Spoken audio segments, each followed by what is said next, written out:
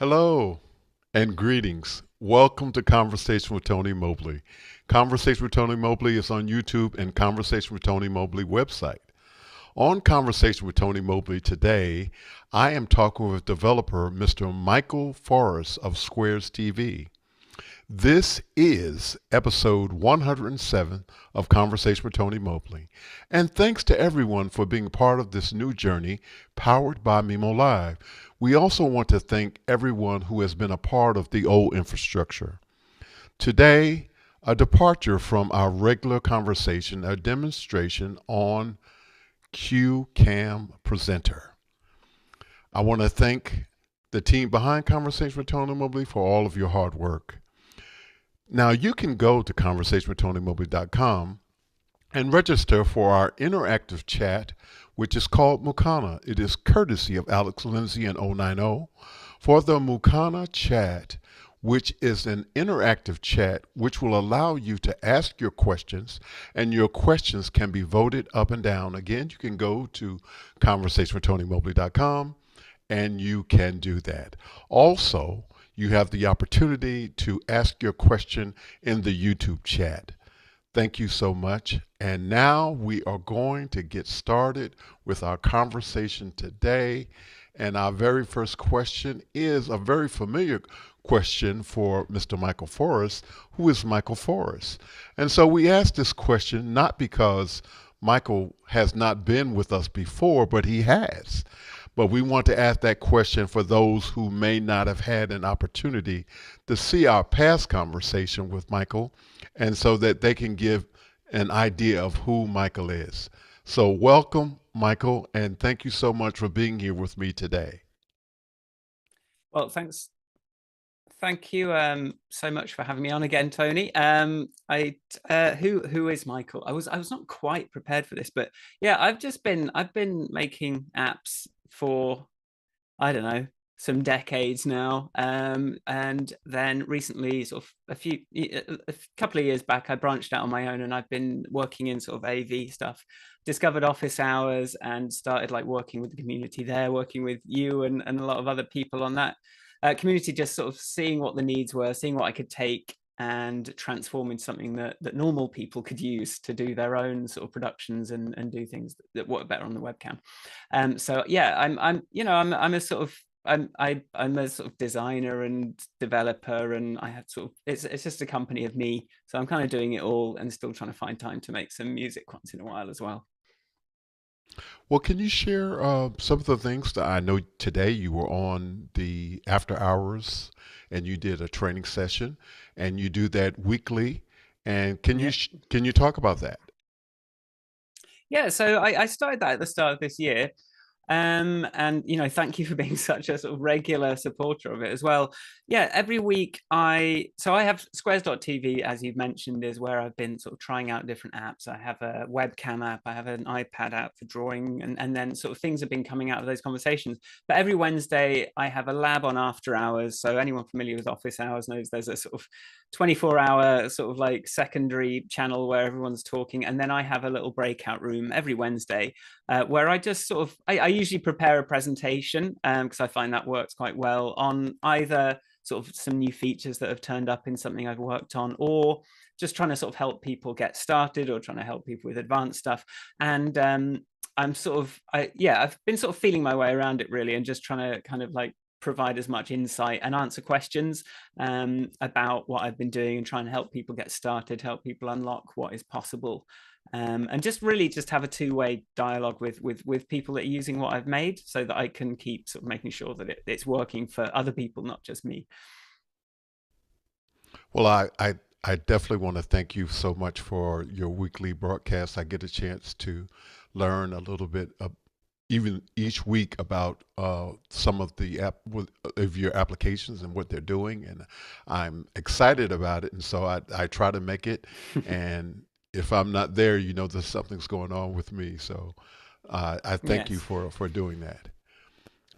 We have a question, and it's from Lou Perez, and his question is, what inspired you to create such useful and helpful applications? inspired me. So, I mean, it actually goes back to I moved to it's 2014. I moved to Berlin, and on my own, and I was in this new city, and I was going to try and like make it as try and make it as a musician, play as many gigs as possible, do a lot of that stuff. And I discovered, and I was sort of on my own quite a lot, and I discovered live streaming back then. I discovered twitch.tv, and I thought, this is kind of the Wild West. And I started trying to figure out how to do that for myself. And just found that there was all these interesting problems to be solved in live video.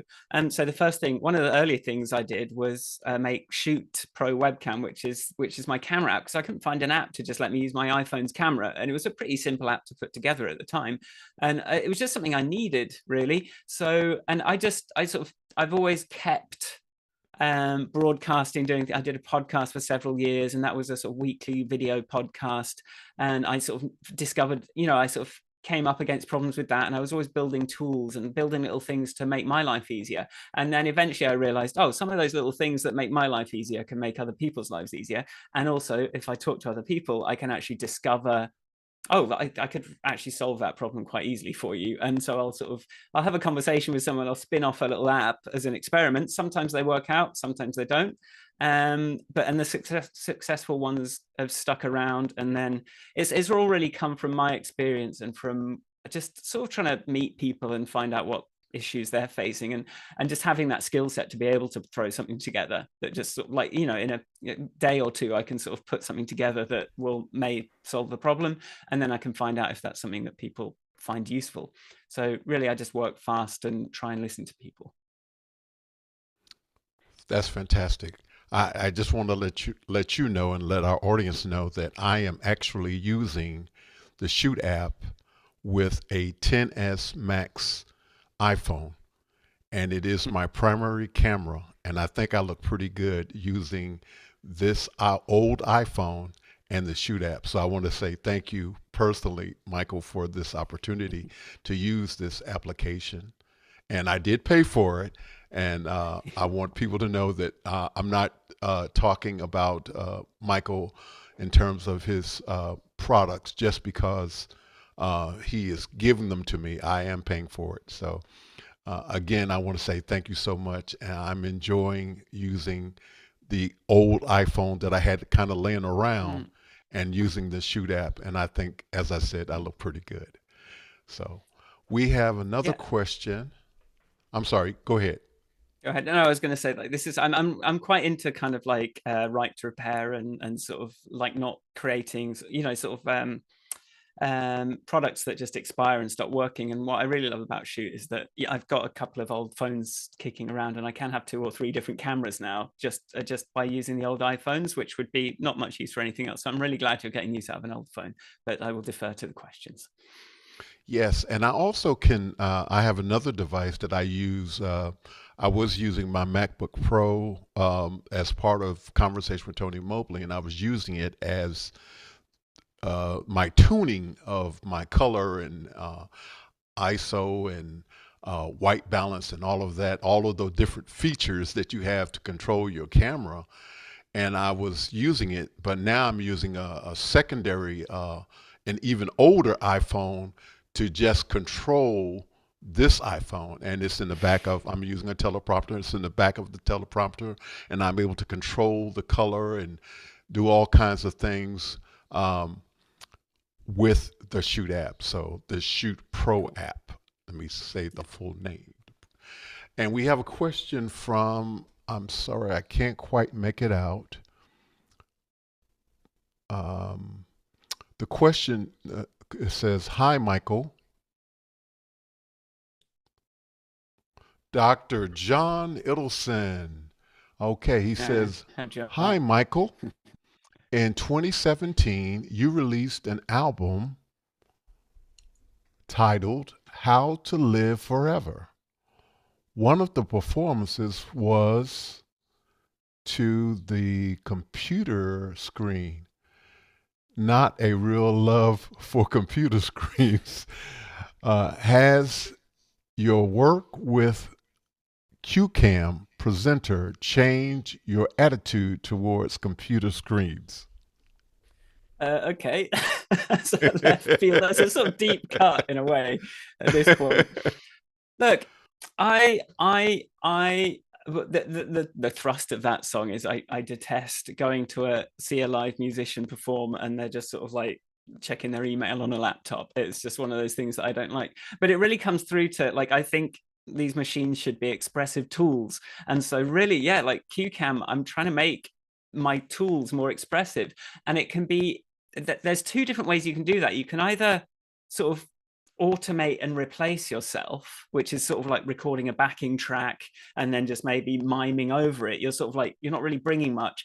I really believe in creating tools that let you perform in a live situation and be more expressive. And that's really like the core of what CueCam Presenter is. Just a way to sort of give you some, I mean, a crutch maybe, but also just give you the tools to be able to see what you need to say, be able to take you through and take away some, let the computer do what the computer's good at, let the human do what the human's good at. And I'm just really trying to like wring out every bit of performance from myself using these tools, you know, like make it as easy as possible to sort of express as much as possible and not have to worry about like, you know, all the sort of technical stuff so much. So yeah, I still, you know, I still feel the same about those gigs to some extent, but it is a driving force. The whole thing does sort of all connect back up sooner or later. This is live performance, right? This is what we're doing right now, is a live performance, and that's always been something that I've been passionate about. Okay, we have another question, and I apologize, I can't see the name. Um, the question is Apple ecosystem. I just got a new Mac and iPad and blown by the inter device sharing possibilities. However, it is completely changes how I think about my computer because it now three devices that feel completely different. How how can QCam help? So yeah, like something that QCam, I feel like I haven't really given an overview of what QCam is yet, but what one of the things QCam does is it sort of sent it, your Mac runs the app creates this virtual webcam that you can use anywhere, virtual audio cable as well, and then it sort of like unlocks your like potential in your iPad and in your iPhone. So with your iPad, you can sort of use a laser pointer, or you can, you know, draw things and draw pictures that will just come through on your phone. As Tony's shown, like you can use your phone as a website, as a webcam, but you can also use it as a teleprompter. You can also use it as your preview. So you can put your Zoom call on your iPhone and see your sort of teleprompter notes and be using that phone's webcam and be adjusting the ISO and the brightness from your Mac. And really, yeah, something I put a lot of effort into was, and this sort of grew out of, I figured out how to make a video connection and then a control connection between all these different devices. And now it's, the vision, and I think what I've got is I can be in a conversation with someone and I can just sort of like grab my iPad and just go into video pencil. Immediately I can see my face on the iPad screen and I can start drawing, and that's the sort of seamless interconnection that I've been going for with all this. And I think, yeah, between the webcam and the video pencil and CueCam and being able to see what I need to say and being able to see my slides and all that kind of thing, I can really yeah, sort of make that all, yeah, it sort of connects them, ties them together. And actually I hear people a lot saying, oh, I'm using my iPad all the time all of a sudden. That I wasn't really using it very much, but you know, I use my iPad every day because I'm always using it on calls, I'm always using it to draw, I'm always using the video pencil features. Okay, I um believe Dr. Idelson is back, actually, Michael. So here we go again. Hi, Michael. In 2017, you released an album entitled How to Live Forever. we had One this of the one, didn't we? one of the performances was, oh yes, this was the same We've question. had this one. Apologies.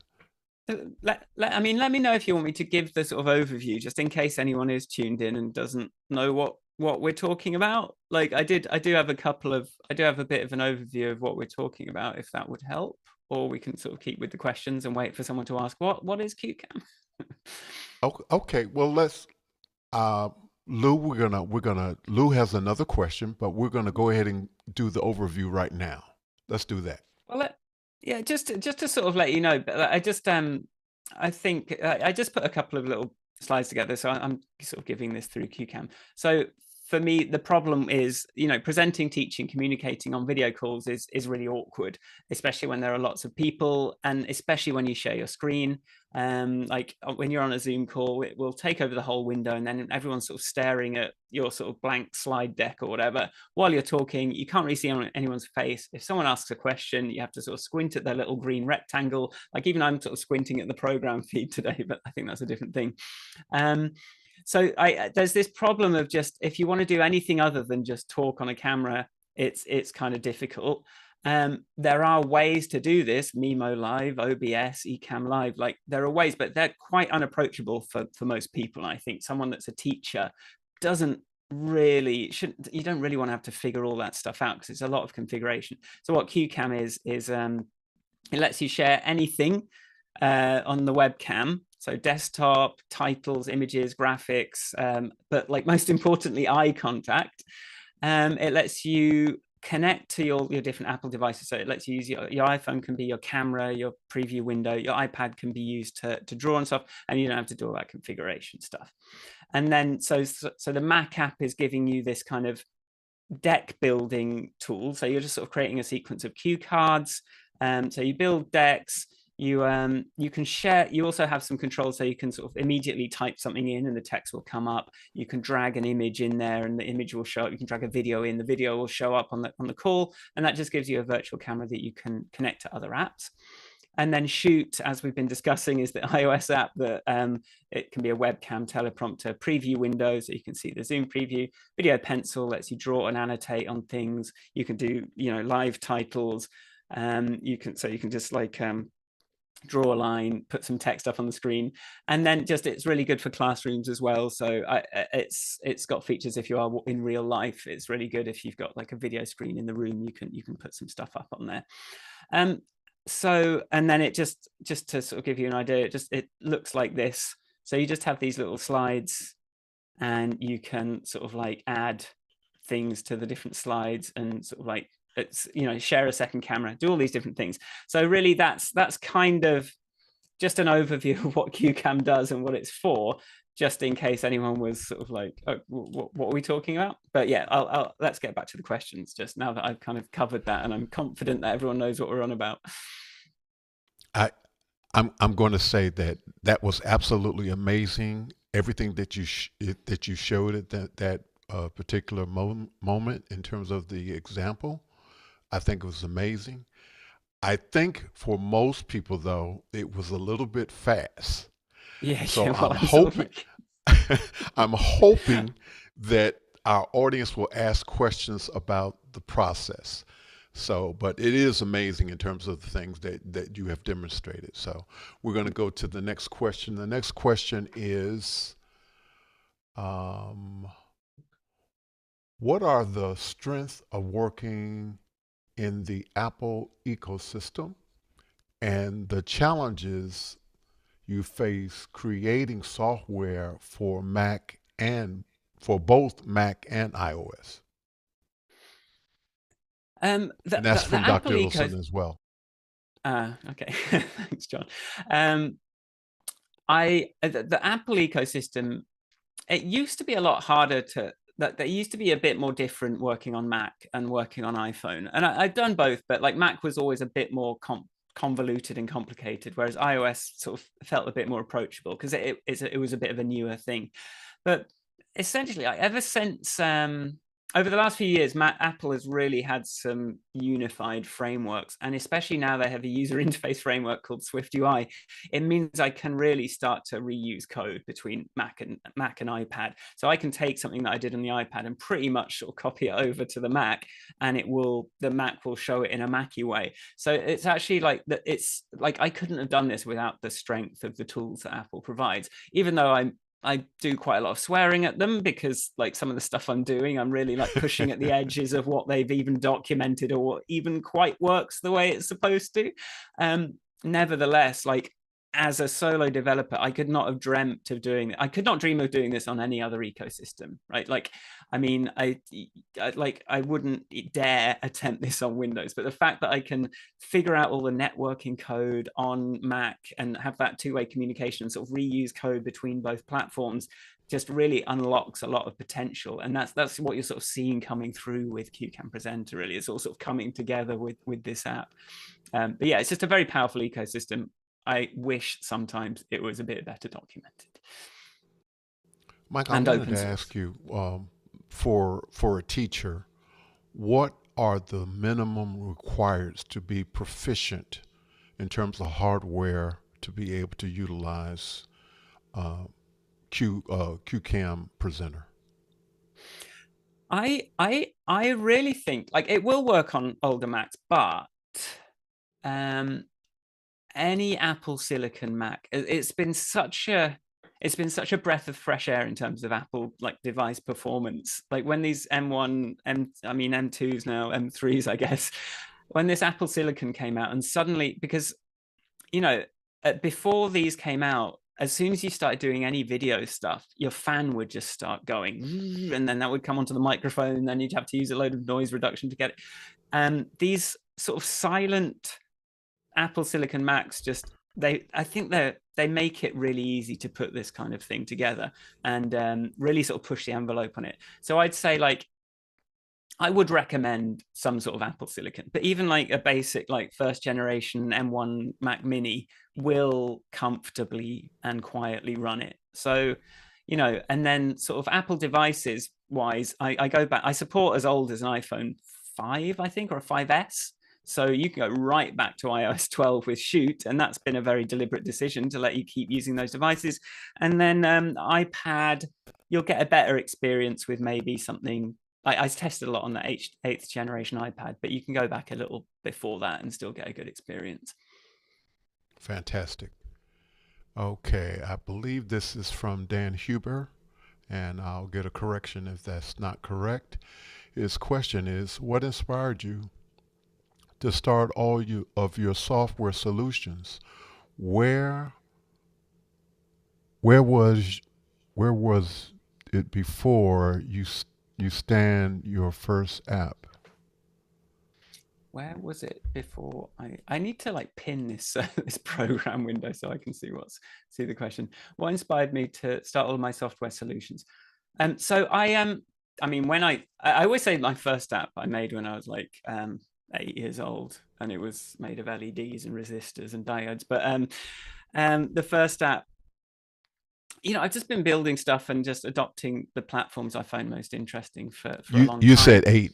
You said eight, right? 8 years old, yeah, like 8 years old. like 8, 10. Like Okay. not And this was so like I'm going to electronics, stop right? you. I'm going to stop you Okay. before you answer Dan's question. So at 8 years old, you started programming. I started programming at 8, yeah. Like so this was the mid 80s, mid late 80s, let's say. But So when I say so your go on. parents had to have a certain frame of mind in order to expose you to that. And I want you to talk just a little bit about that before we go back to Dan's question. Yeah. And the reason why I want you to do that is because I think it's important for parents to expose their children. You talked about the Swift program. I think it's one of the best things that are out there that's free that parents have an opportunity to expose their children to. So please talk about that just a little bit. Here's the thing, like my dad like has always been quite a nerdy guy, and so he was, as soon as you could get these hobbyist computers in the 80s, he sort of wanted one. And so there was a computer in the house from a young age, and used, I mean, to start off with, you were typing things in from the back of a magazine and sort of seeing if it would work. My grandparents had like one of the first PCs, and I remember like, and the thing, I remember like being 8 years old and figuring out how to make it play different musical notes, and I made it make a sort of like happy birthday song for my stepmom at the time, and just played it out of the little PC speaker.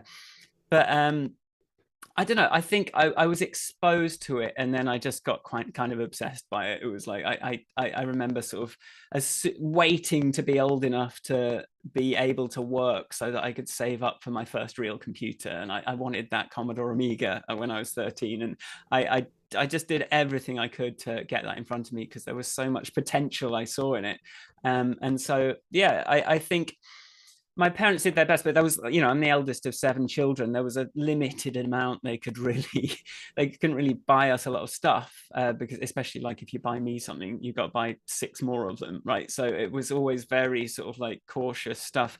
But I think just the fact that my dad had an interest in it and that I was able to be exposed to it is obviously a huge privilege to be able to just, oh, there's a computer in the house, so therefore, you know, between sort of loading up games off a tape, I'm sort of intrigued by, oh, how do I make the pixels change color? Oh, I can type things in and it does something. I think just having that access to something is, and then, you know, it's not like all of my other brothers and sisters got super obsessed with computers at all. So obviously there was something in me there as well, but then maybe it was like the eldest brother, so I sort of have some sort of reign over the best stuff. I don't know. There's a lot of like probably privilege sort of nestled in there, but I think just being exposed to things and having the opportunity to tinker with them is such a huge part of this, and that's something that, yeah, I'm sort of something that my dad did, and you know, he sort of brought those things, That's and they helped amazing. me out That's a an little bit. amazing story. Absolutely. Thank you so much for sharing that. And Dan, if we didn't fully answer your question, please ask another one, please, sir. We have another question. The question is, how are you using Chat GPT in CueCam Presenter? You know what? Like, I don't know that I could have spun this app up so easily without ChatGPT because the it's an ambitious app. Like it's been really amazing to have that access to that sort of boiled down knowledge. So just I had a conversation with someone, had the idea for this, and then I was thinking, right, I want to do a really good job on this, so I'm going to get a website. And I was like, oh, I'll have to talk to my friend who sometimes I do some design work with, and I need to think about the copy. And then I went to ChatGPT and said, oh, I've got this thing, it does this, that, and the other. Can you give me like some copy and a title, you know, some text, you know, some stuff that would help me sell it? And it just gave me like the template for a web page, and I was like, oh yeah, that's pretty good.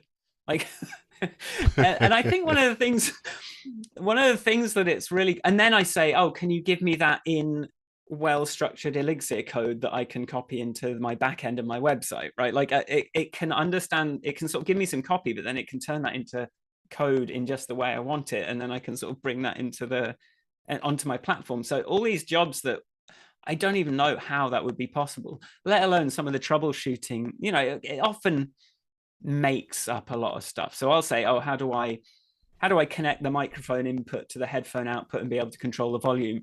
And because I've been trying everything and I can't find it, and it'll say, I'll just use this, and it'll give me some code, and I'll be like, yeah, I would love it if it worked like that, ChatGPT. The fact that it doesn't work like that is why I'm here talking to you. Sometimes it just like insists that it knows the answer, and you just have to go, you blatantly don't know the answer, do you? But a lot of the time, it's the sort of more general stuff. I think I like, it's almost like it's better, it understands humans more than I do, right? It understands the sort of general things that people like, the normal stuff that's on a website. Like, I'm so close and deep in the weeds of my own work, it's very hard for me to sort of take a bird's eye view and get that sense of perspective.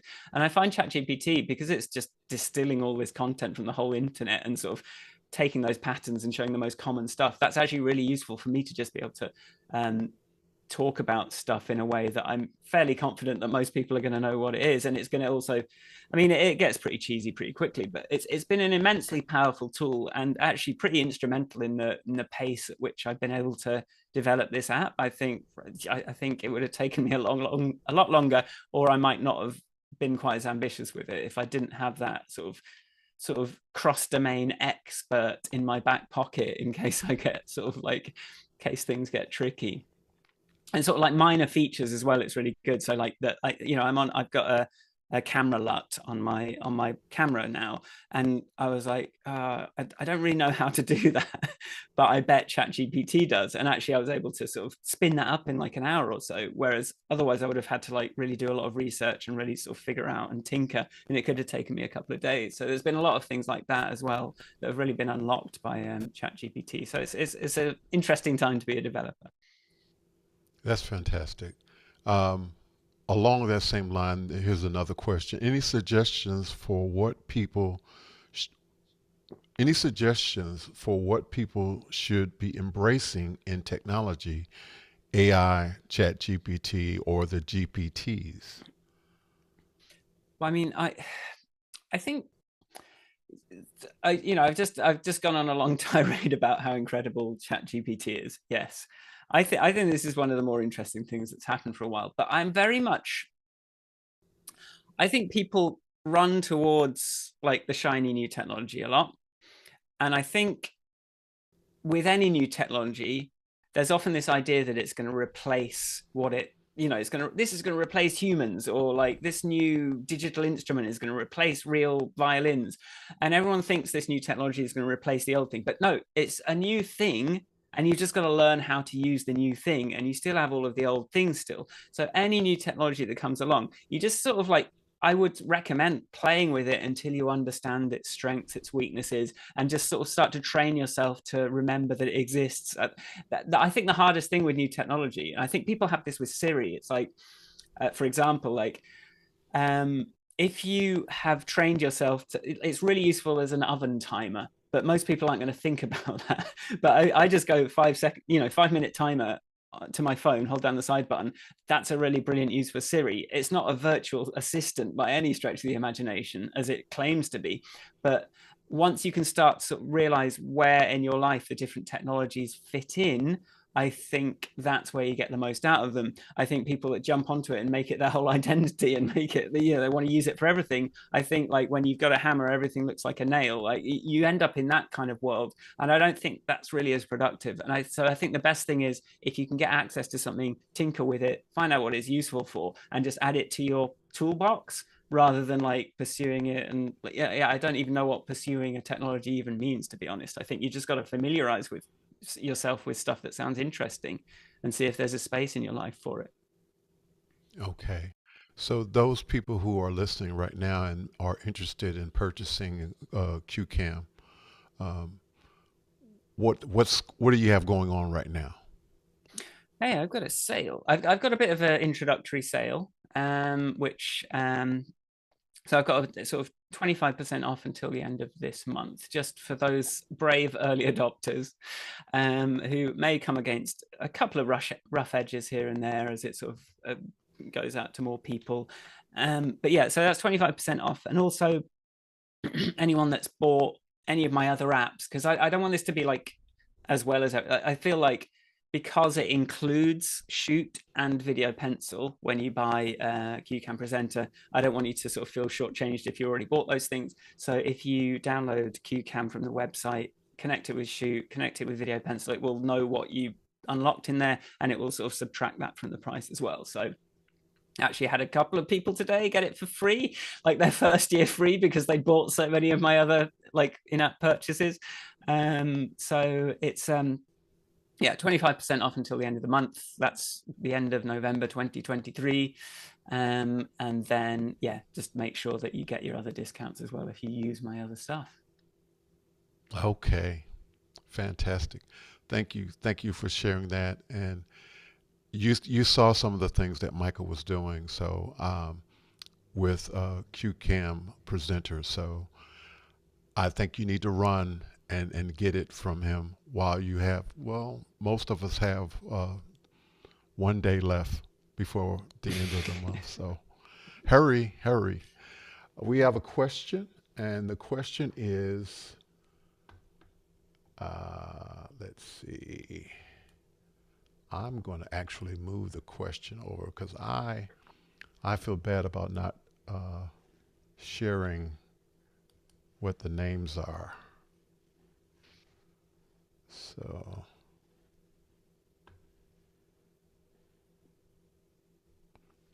so, So while we're doing that, uh, can you talk more about how this might be helpful and beneficial to those people who are teachers or trainers? Absolutely. So I think having a kind of direct connection with someone that you're talking to and being able to I think one thing is really nice to be able to like do your whiteboarding and talk about things and draw a diagram and sort of have a bit of structure. It's a more direct kind of, if you are doing presenting type stuff, it's a much more direct connection between you and the people that you're talking to. One thing I actually would say as an aside, like I was coming up with copy for the website, and I was thinking about, you know, like when I'm presenting on remote video, I'm actually able to, if I was writing on a blackboard, I've got my back to the classroom. If I'm in a sort of situation where we're huddled around a laptop, that can be quite awkward as well. If we're in a sort of meeting room and I'm putting a presentation on the screen, that can be quite sort of stressful as well. So I actually think this kind of, if we can really unlock what is possible with the direct webcam eye contact, a little bit of structure, some images, videos, just coming straight through the webcam, it really unlocks a lot of communication. It unlocks a lot of ways to teach, right? So, but like I sort of need to talk to more teachers to sort of come up with some more concrete examples of what people are teaching. But um, for example, say you're teaching languages, live titles lets you switch to a different language. Like, so you could be like, here's the word in English and just add it up in live titles and then switch to the other language. You could do that with a keyboard shortcut, show it in, like Greek, and it would just come up on the screen, and you'd be able to sort of give people some visual feedback. You might have a video that you want to play through. You sort of bring that into your presentation. You can bring the audio through from that. So I know a music teacher is using CueCam to sort of take people through performances. Being able to sort of navigate through that, being able to sort of mix that into your audio of the webcam feed, like, is really useful and actually really awkward to do without something like this. And certainly all the other ways are way more complicated than using CueCam.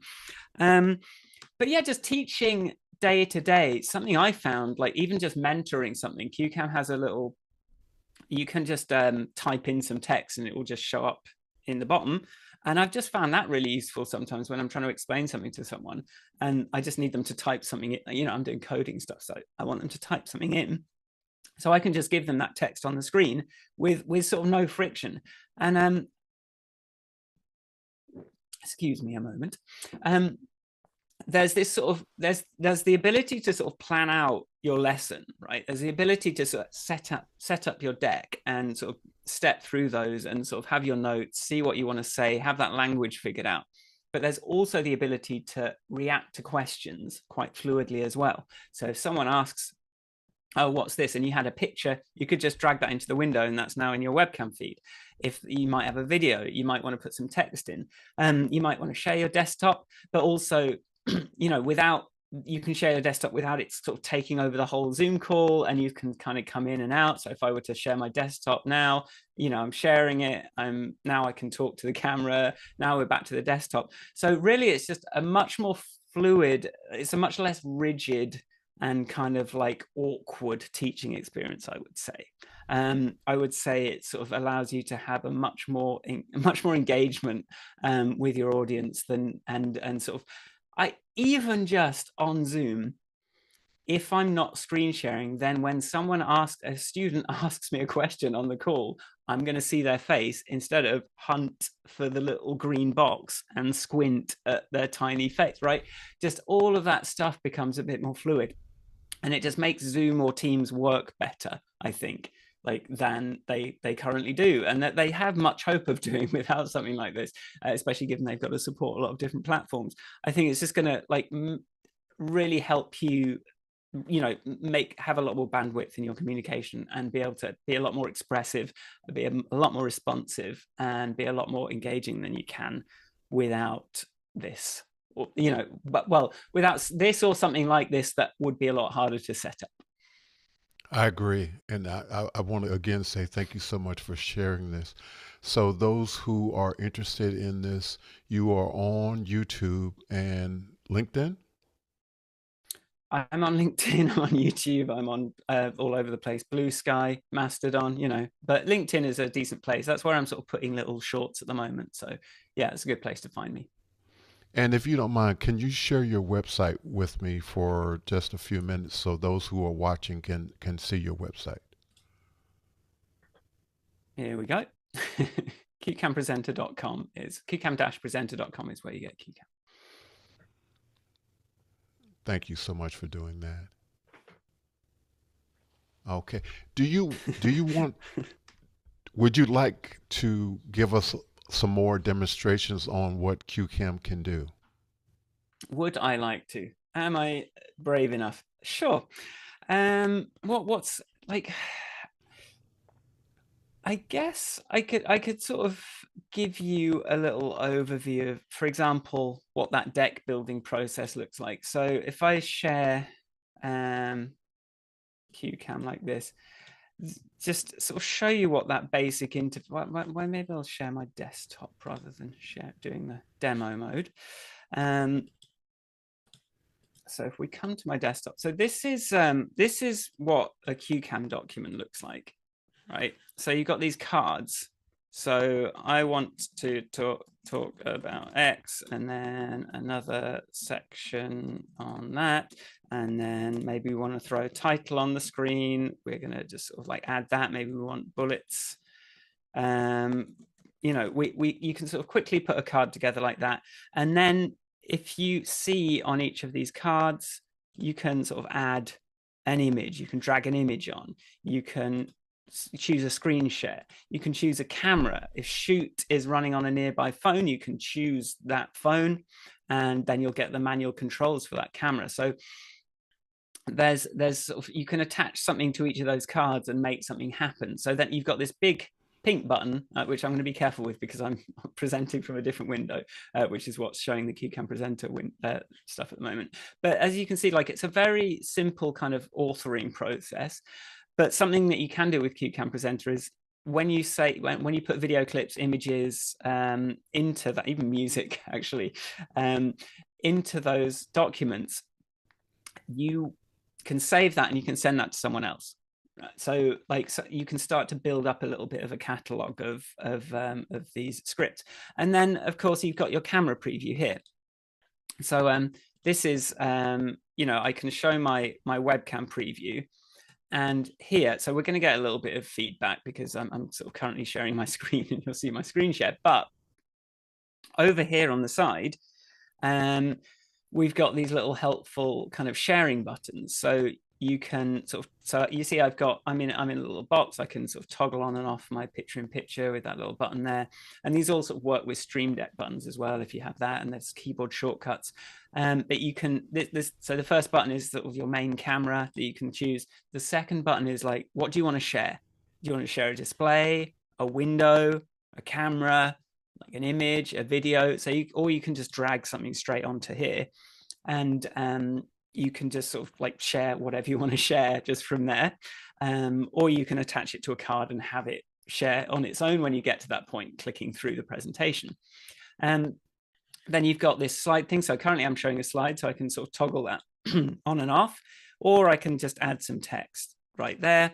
And then we've got a side 3D, which is this feature that lets you bring whatever you're sharing out the way, take over full screen, come back. And then we've got, you know, so that's sort of like how you're going to use it normally. And then you see we've also got audio here. So if I get a bit loud, you're going to see it's going to start sort of going, it's going to warn me that I'm getting a bit loud. So we've got some really advanced audio processing going on. So it's using LUFS metering. If that's something you know what that is, that's sort of the best way of measuring volume. And it means that this little green bar can be very accurate in a way that most audio meters won't be. But you can sort of monitor. You've got your little headphone monitoring, things like that. And then if you want to get really serious, we can remote control video pencil. We can remote control, you know, we can copy deep links into things. There's a lot more power that sort of sits under the hood and in the menus. But really, most of the time, you're going to sort of, it starts from the idea, right? It starts from what you want to communicate. It starts from what you want to talk about. And that's where you come. This is where you start. And something else, like even if you want to, if you do have a bit of writer's block, I've even got a little like chat GPT feature. So you can plan a talk with chat GPT, you tell it who the audience is going to be, you give it a little brief, you tell it what you're trying to achieve, and then you say how many cards, and it will just generate you a little script that can be a starting point, which I actually find really useful in terms of, like, if I want to teach someone about something, it really helps me put the, like, sort of put the basics in. It sort of gives me that background, sort of almost like boilerplate that I've the stuff that I've forgotten by now, that's really simple. Like, it would help me get those first couple of steps to really get someone from zero to kind of like having some getting their bearings within the subject I'm talking about. And that's something that these large language models are really good for. Like, they can give you the sort of basics, and then you can sort of build on that and sort of like start to teach something a bit more specific. And also, like, just check its sources, check what it's citing and all that kind of thing. But that's sort of This like a is bit so of a cool. whirlwind tour of it. And then This is and what you're not seeing there, sorry, Tony, like, what you're not seeing there is how it, just without me doing anything, connected to Video Pencil, allowing me to draw on whatever I'm talking about. It will pick up any phone running shoot just without you doing anything, and add that to that drop down menu of sharing a second camera or your main camera. It will. And then sorry and the other thing, and then you have your teleprompter notes that comes in on the webcam. You've got like a window, you can do all this teleprompter stuff with it as well. So yes, sorry, please, no apologies necessary. that's the main This thing. this is all amazing, and I hope that this generates tons and tons of questions. We do have a question from Clark Lopez Waterman, and this question is: do you have an OSC API or any other API? I'm glad I have the ability to send OSC messages. Yes. But in terms of an API, I've got a lot of deep linking. That's kind of how I'm doing it. So I've got the sort of deep links that can sort of shortcut to a lot of the things that you can control. And then I got distracted in my mind there, because I've also got like if you are very advanced, I've got frameworks available where you can integrate, called Shoot Kit, where you can actually integrate Shoot or Video Pencil camera into your own Mac app. Or, like, I'm hoping someone will figure it out for Windows as well. But I have actually got an open source project which provides like ways to integrate those things into other software. And then in terms of control, it is mostly done through URLs at the moment. But I do have a whole sort of API that you could sort of like reverse engineer to some extent from looking at that open source project. But like, please reach out if there's things that you would like to like to do, and that you feel an API would be helpful in, because I'm sure I can sort of figure that out, because I've got the Stream Deck plugin as well, which has its whole interface. But I do a lot of stuff with this sort of like direct Apple networking, direct sort of TCP connection, and I'm not necessarily doing things over HTTP all the time. So that sort of like makes the API feel a bit different. But yeah, certainly. And please do reach out if you want to sort of get into that with me, because I love that kind of thing. And that's kind of what this app is doing a lot of the time.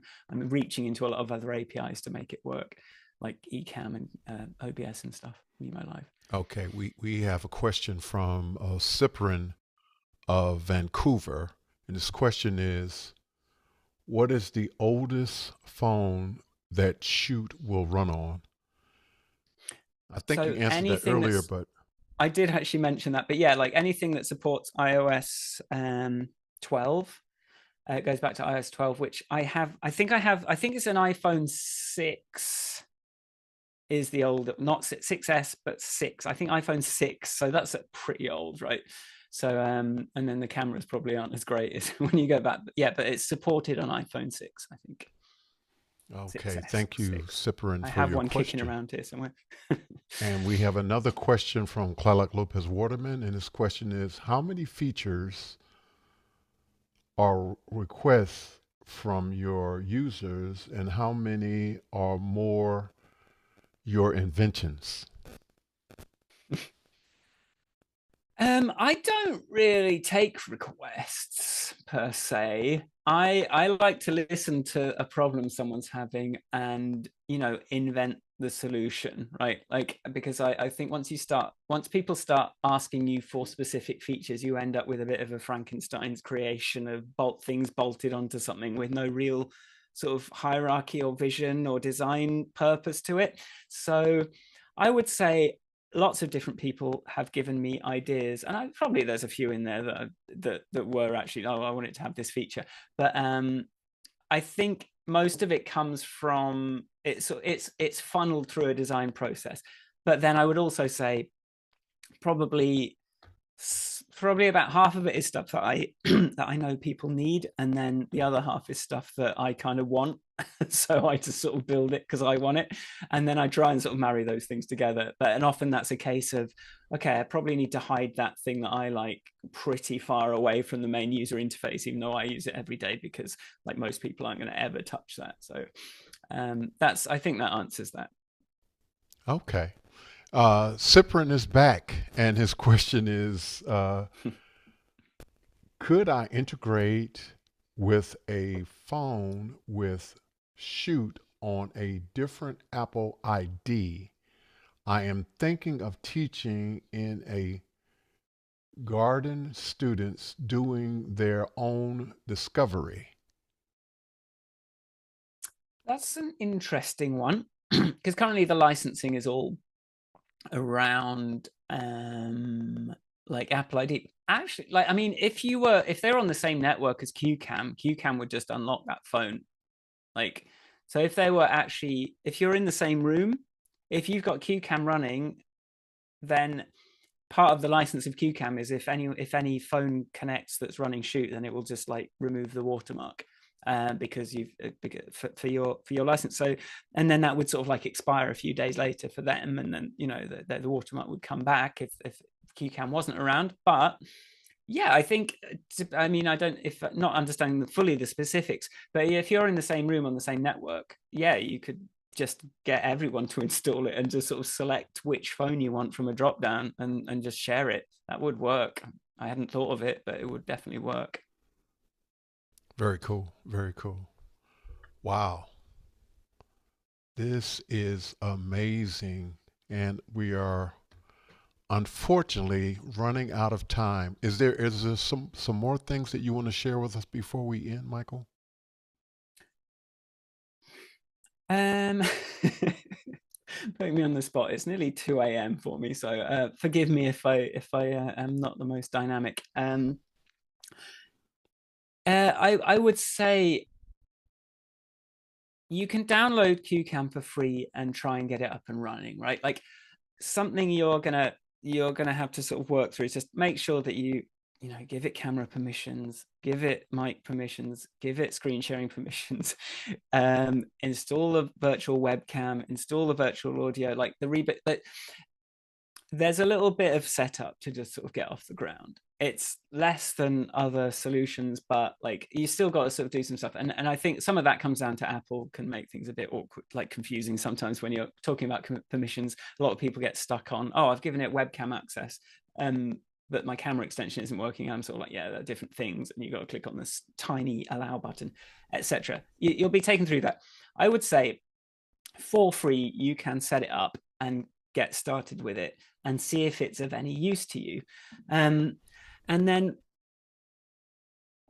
I would like you to get into a routine of like having CueCam selected as your camera when you go on a Zoom call, and just sort of like get into that mindset of being a bit more free with sharing stuff on your webcam, because you now don't have that friction of sharing your screen. If you want to send someone a picture, drag it onto CueCam rather than like texting it to them or whatever.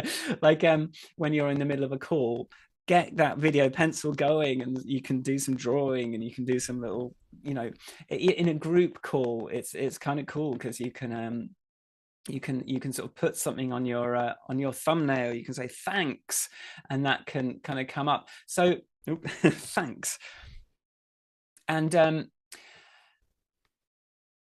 I think that like the hardest part with anything is developing new habits and developing new expectations. And that's why I've made that aspect of it free. So I just want you to like download it for free, give it a go, see if you can get it up and running, see how it fits into your world, because you could do all that without paying anything. And then I think you're going to find that really cool.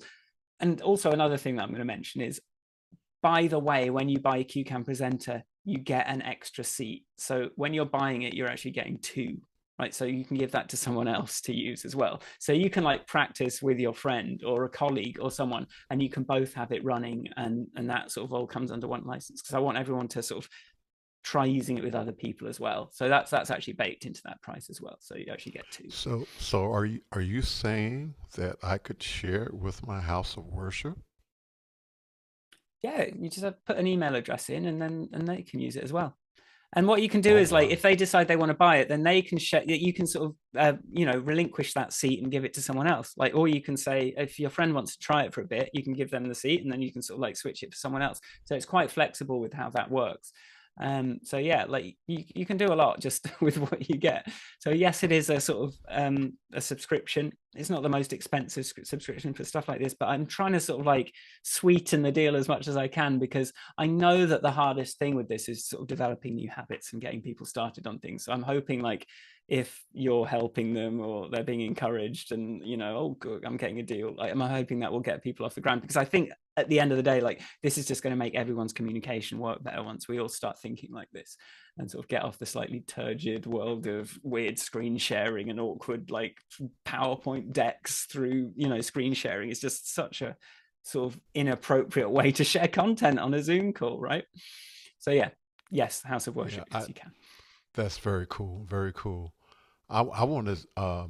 The last question is: you're speaking to the world. What do you want them to know about new technology? But I think you've already answered that question. So I'm going to ask another question in that. Um, I think that this is amazing, and thank you so much for sharing it. And I am going to, and I'm getting ready to do something. I'm going to do a demo, and I've been trying to do it a few times. I am I am a purchaser of the Shoot app and Video Pencil, and I want to do Video Pencil. I want to say thank you to Michael using Video Pencil, so I'm going to try to do that right now. And if I fail, it's a failure on my part and not the application. And so here we go. Thank you, Michael, so much. And there you Hey. have it. There you have it. We did it. Live titles. Live titles. Thank you, Michael, so much for being with me today. I really appreciate it. This is an amazing application. We didn't really talk about your other applications, just sort of mentioning Shoot and Video Pencil, but I think that QCam sort of capsulates all of them. So I want to say again, thank you so much for what you do and what you have been doing. Thank you so much. My Conversation with pleasure, Tony Tony. Thanks Mobley. for sorry. You are very Thanks for welcome. having me And on. Sorry, I never know. All right. go ahead. Thank you so much for having me on again, and for having a chance to talk about this. And I will let you do your outro. Well, as you keep creating new things, we're gonna have you on every time you come up with something new. So Sounds thank good. you for being creative and continuing to improve the products that you are sharing. And I want to invite everyone to who is listening to also go to squarestv.com, and you can see all of Michael's products there as well. Conversation with Tony Mobley is produced by valued audio and visual professionals who meet daily in Office Hours Global. Hosted by Alex Lindsay. Thank you, Mimo Live and YouTube. Conversations with real people. Stay tuned for new episodes and great conversations with Conversation with Tony Mobley coming up soon. Thank you, everyone, for 100 plus episodes of Conversation with Tony Mobley. And when and if you have time, go back and look at some of those now 100 plus episodes. And hopefully you will find something that is helpful. And we thank you. And we want to say thank you, Michael Forrest, for being with us today, for doing the things that you do, and for being the person who you are. Conversation with Tony Mobley series will continue, and we will see you real soon. We want to say thank you, God bless, and good night. Take care. Bye bye.